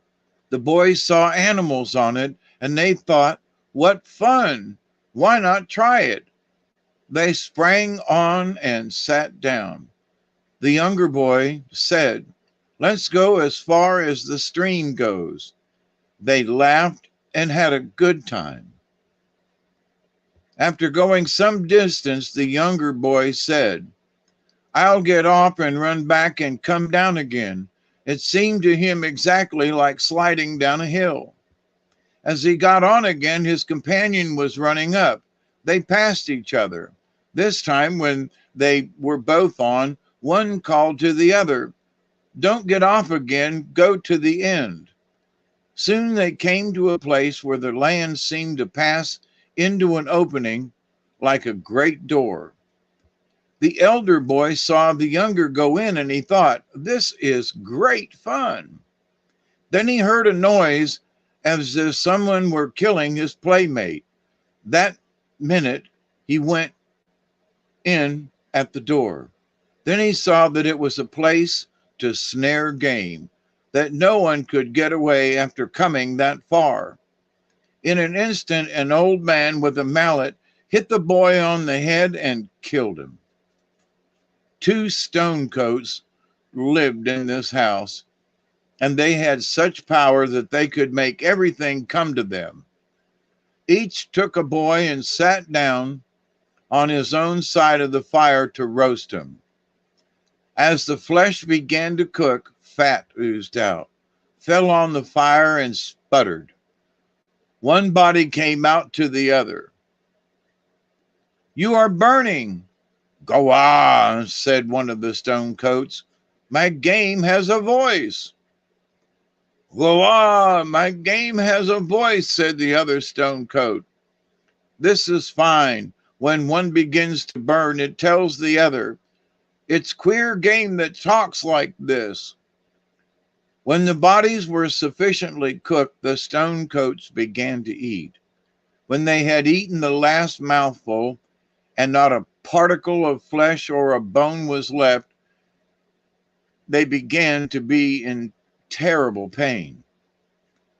One said to the other, "It must be that strange game that is making us sick." They rolled around and groaned till daylight came. Then the two boys were there, and the two stone coats were dead. One boy said to the other, "This is why our father warned us not to go far from the house. We'll go home and tell him what happened to us." As they started, the younger boy said, "We must burn up this house. Our uncles have done great harm to people. Henceforth, men shall eat animals, not human beings." The younger boy had the most power. He walked around the house throwing red paint, such as they had to paint their faces with. The paint stopped the stream of land that was going through the house and set the house on fire. When the boys were near home, they heard singing, and the younger said, "Our father is mourning for us. When we get home, you must tell him what happened. He will believe you sooner than he will me, for you are older than I am." The hunter was sitting by the fire, and his song was about the loss of his children. The elder boy called out, "Father, we've come home. We've not been killed. We shall never die. There is nothing that can harm us." The man greeted the boys and was glad. They told him of their adventures and said, "Now we are going farther." The man said, "Beyond the house you burned, there are other houses, and in those houses are uncles of yours, man-eaters." "I don't care," said the younger boy. "I want to see everything there is in the world." The man knew that the boys were full of power, witchcraft. The younger boy had control of his uncle's mind, and it was through his influence that the man let them go do as they liked. The boy said, "You can stay here and hunt. We'll go and see our uncle who lives beyond Stonecoat's house. Maybe he'll tell us stories. We're lonesome." The man said, "The first house is 3 looks from here, and they are all 3 looks apart." When the boys came to the house they had burned, they halted and looked. They could see some object in the distance, and there was the end of the first look. When they came to that object, they looked again and went to the object they saw, and looking up again, saw an opening and said, "Our uncle must live there." When they reached the opening, they saw a house. Everything was quiet. There was no one in sight. The younger boy crept up carefully and, making a sudden leap, sprang into the house and called out, "I've caught you, uncle." "I'm glad you have come, nephew," said an old man who was there. "I'm sick. You'll give me medicine. What do you want?" "This, nephew. When anyone comes to see me, I play hide and seek. I'll play with you. If you find me, I lose my head. If I find you boys, you'll lose your heads." The house was empty, but the younger boys saw hanging on the post where they met in a point, a very large bag, and he thought, "My uncle will hide in that bag." As usual in those days, there was a large log on the fire. The old man said, "The finder must go over the top of that hill out there, and when the hider is ready, he will call. You must hide first." The boys agreed, and the old man started off. They heard his bones rattle as he ran.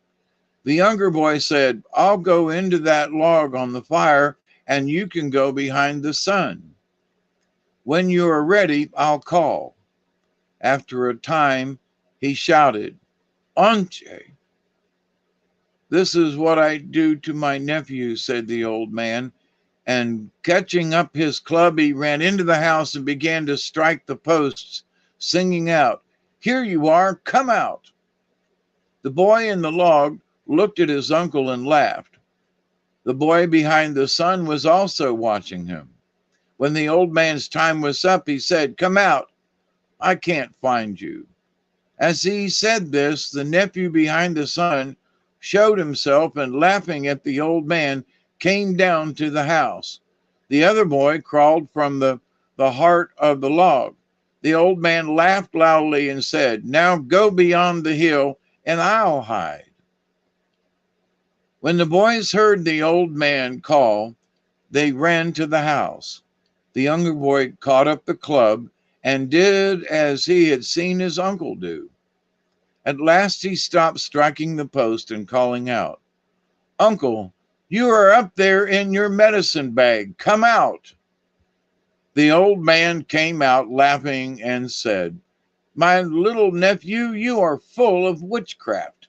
No one ever found me before. The boy said, When a man makes a bet, he must live up to it. You have lost your head. Upon this, he caught hold of the old man-eater and cut off his head. The elder boy picked the head up, stuck it against a tree, and said, Hereafter trees shall have their heads on them, knots, and the heads will be used to make ladles and bowls. The boys burned the old man's house and then went on.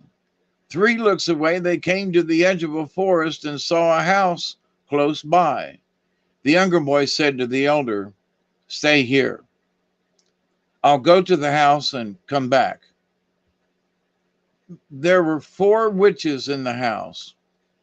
As soon as the boy went in, the old woman said to her daughters, Hurry up and get the kettle over the fire. The boy watched them, thinking that maybe they would kill him. The elder brother waited for a long time and then got out of patience and called his medicine a mole. It came and he said, You must take me to that house. I want to find my brother. When the water in the kettle was boiling, the old woman said to her eldest daughter, Lay a skin on the ground and put the animal that has come to us on the skin. The boy knew that they intended to kill him, but he sat down on the skin. The old woman's second daughter took a mallet from the wall and raised it to strike him, but he said, Let the mallet come down on the old woman. It struck her a terrible blow on the head. As the girl raised the mallet a second time, he said, Let it strike on the eldest sister. Right away, the 3 sisters began to fight with one another. The boy kept telling the mallet to strike, first one, then another. For a time, there was a terrible struggle, and then all was quiet. The sisters were dead. A voice from under the ground asked, What are you doing, brother? Oh, the old woman and her daughters have been having a little sport. All right, said a voice behind him, and there stood the elder boy. I was out of patience. We might have gone a long way on our journey. We'll burn up the house. I don't want my mind to be different from yours, said the younger brother. But before we go on, we must purify ourselves with a swim. When we get to the river, you must be careful. I'll go in first, and you will stay on the bank till I call you. Unless we purify ourselves, we will meet with misfortune. For the people where we are going are full of witchcraft. The water of the river was thick and red. When the elder brother saw his brother go in, he thought, that must be fun. And without waiting to be called, he waded in. Filth gathered on his body and he sank out of sight. His brother rescued him, then said, if you had waited till I called you, you would have been saved this trouble. Now we will go on till we come to a village where they are playing ball. They soon came to an opening and saw a crowd of people standing near a pole in the center of the opening. The two went forward, and the younger said to the chief, we have come to challenge you. What are your rules? We wager heads.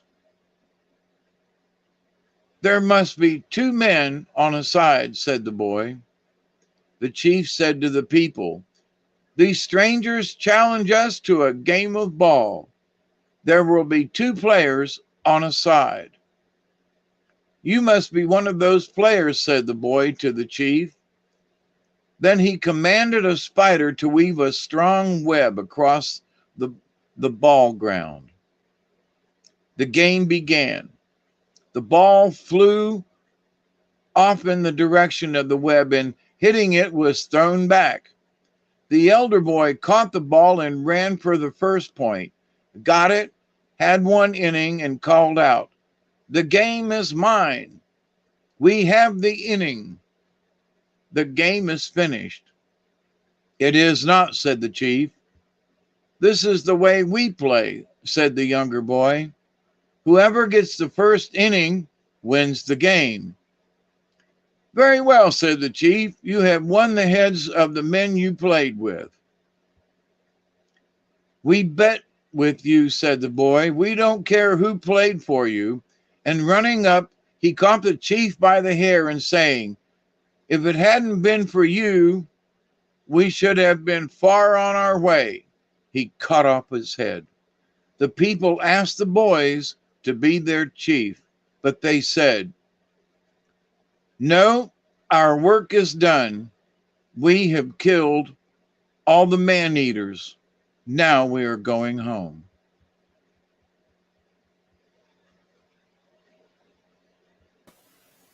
How about that for a story, eh? That is a good one. And, the man-eaters, so, they went around and they killed all the giants, basically. Because those are the stone coats, and those were basically the ones referenced as giants from the native folks. So the man-eaters in those stories are basically the giants. You notice there's always these stories, and they're always about giants. Just tells you something. Oh, yeah. Chloe's in the house. And Musgrave Griffin, Jeannie's in the house. Yep, a little late for you, Jeannie. I'm surprised you're up this late. But anyway, yeah, you got a card for us tonight. Yes, and tonight is Owl. Ooh, Owl. Owl is deception. And owl magic omens Timon's face. Does the truth emerge, casting out deception? Silent flight with the sacred medicine bird. So owl medicine is symbolically associated with clairvoyance, astral projection, and magic, both black and white types of magic. Owl is called the night eagle on several medicine wheels by Native American folks. Traditionally, owl sits in the east, the place of illumination. Since time immemorial, humanity has been afraid of the night, the dark, and the unseen, waiting fearfully for the first crack of morning light. Conversely, night is owl's friend. Owl hunts his prey at night Not only can owls see in the dark, it can also accurately pinpoint and identify any sound. This gives it a great advantage when seeking food. Owls are the night hunters. Some native peoples are fearful of owl. Many tribes are fearful of owl and call its feathers deceiver feathers. An owl feather is silent. You cannot hear owl when it flies, but its prey definitely knows it when it strikes. Owl is oftentimes the medicine of sorcerers and witches. If owl is your medicine, you will be drawn to magical practices and perhaps try to explore the dark arts. Try to stay away from that at all cost. If you have owl medicine, these night birds will have a tendency to collect around you, even in the daytime. Is it any wonder that in many cultures, owl is a symbol for wisdom? This is because owl can see that which others cannot. So if you're wondering what's going on right now, think about owl, and they'll help you to see things that other folks can't see, which is the essence of true wisdom. When others are deceived, owl sees and knows what is there. So if you pulled the owl card, you are being asked to use your powers of keen, silent observation. And I would second that and third that. To silent observation to intuit some life situation. There are a lot of crazy stuff going on. So, use your powers of silent observation to see what's going on before you get involved in the chaos. Owl can bring you messages in the night through dreams or meditation. Pay attention to the signals and omens. The truth always brings further enlightenment. Now they want me to read the contrary of this. If you have owl card upside down in your cards, you have been greatly deceived by either yourself or another. Now, there's a lot of deception going on with, the war and going on and this and that. There's a lot of deception going on. So perhaps witchcraft or black magic is being used against you. Well, maybe. Or maybe you're using witchcraft or sorcery. I doubt that. But Great Spirit, ask the Great Spirit for guidance during these times. The message is to befriend the darkness inside you. Look deeply, and soon the bright light of dawn will illuminate within you. Remember that we as human beings are made of light. We are electrical energy, which is light in and of itself. And we are part of the quantum mystery of life. So, keep an eye on things. Don't be deceived. I think that's a fairly decent, not just by other people, but by our government and things and stuff. Don't be deceived. Keep an eye on stuff. Great message. Great message. I love it. I want to thank you all for hanging out with us tonight. Absolutely. Thank you, everybody. I do appreciate having you on and meeting up with everybody once a week. And after 103 episodes, it still never gets boring. We only get better with age. And it seems that we still have things to talk about. Always. I keep getting presenting. Every time I do a show, I present it, I think, a little bit better and a little more clear and more to the point.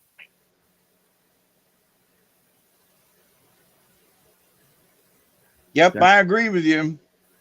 Yep. Well, your stories get good every time, too. They get a little bit better. We get good stories, and they all have a good meaning, and we learn a little bit of something from them. Yep. We learned that the giants were killed because they ate people.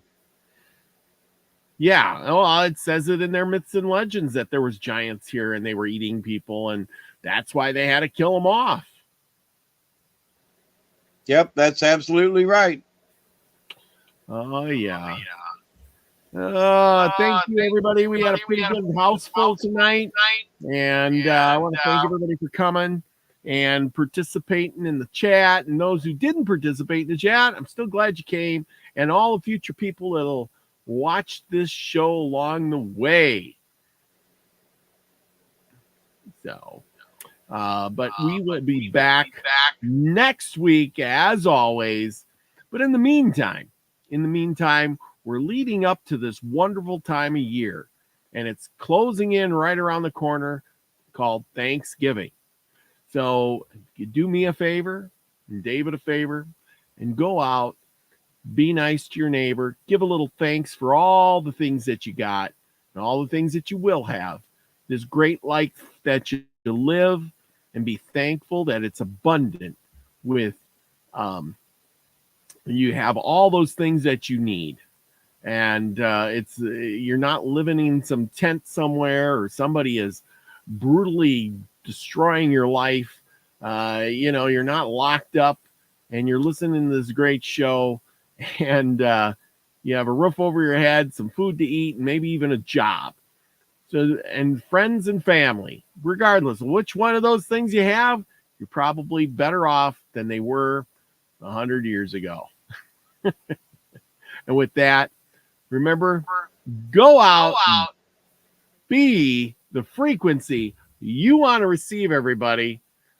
Peace, right? And see you next week.